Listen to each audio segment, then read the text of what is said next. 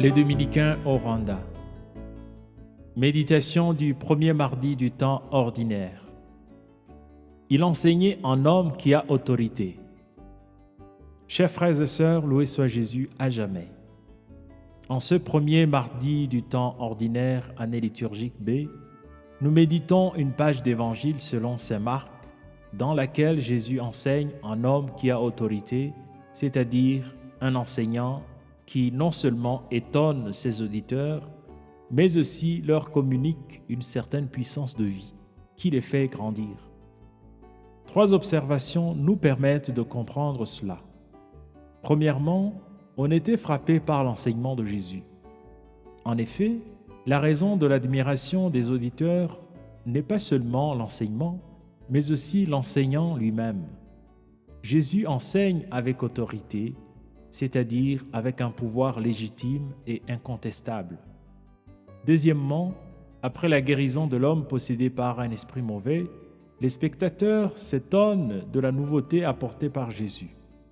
En effet, Jésus communique quelque chose d'inouï, d'inattendu. Troisièmement, l'autorité de Jésus vient aussi du fait qu'il commande même aux esprits mauvais et que ceux-ci lui obéissent. À l'autorité du Maître lui-même et à la nouveauté de son enseignement, il faut ajouter maintenant sa puissance contre les esprits du mal.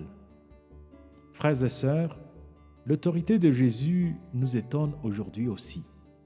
Mais nous sommes invités à aller plus loin que notre étonnement en nous demandant chacun avec reconnaissance: ai-je conscience de la nouveauté que Jésus a apportée dans le monde? Est-ce que je me sens fier d'avoir connu son message incomparable? Est-ce que je me rends compte de la force libératrice que Jésus et son message ont sur la vie humaine et particulièrement sur ma vie? Suis-je conscient de l'immense chance que j'ai d'avoir Jésus comme frère et sauveur? Prions.